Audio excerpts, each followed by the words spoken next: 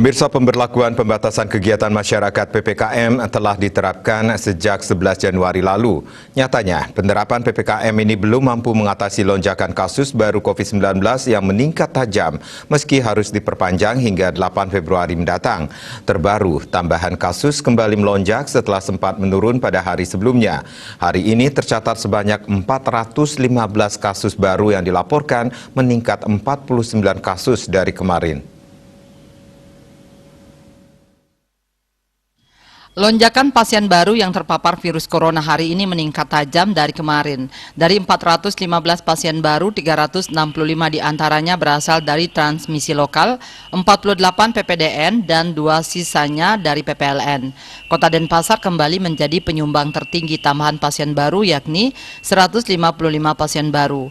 Gianyar berada di posisi kedua dengan melaporkan 57 pasien baru, disusul Badung 47 pasien baru, Tabanan 42, Bangli 39, Buleleng 22 pasien baru, Karangasem 19, Jembrana 18, dan Klungkung 6 pasien baru.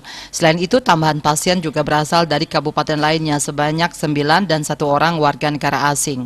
Tambahan ini membuat total kasus yang ditangani Satgas Penanganan COVID-19 Provinsi Bali menjadi 25.813 kasus. Angka ini menempati posisi kelima nasional dengan penambahan rata-rata per hari mencapai 84 kasus.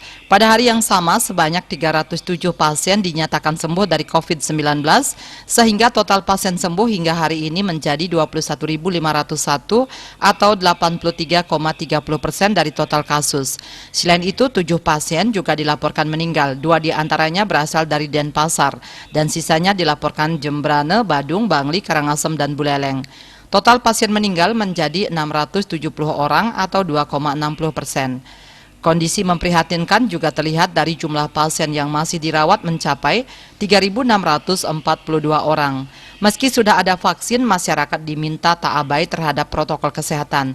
Selalu disiplin menerapkan 3M, yakni memakai masker, mencuci tangan dengan sabun di air mengalir, serta selalu menjaga jarak dan menjauhi kerumunan. Dukungan sepenuh hati dari masyarakat tentunya sangat dibutuhkan untuk memutus penyebaran COVID-19 yang semakin masif di tahun 2021 ini.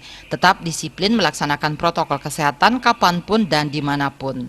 Wartawan Bali Pos melaporkan.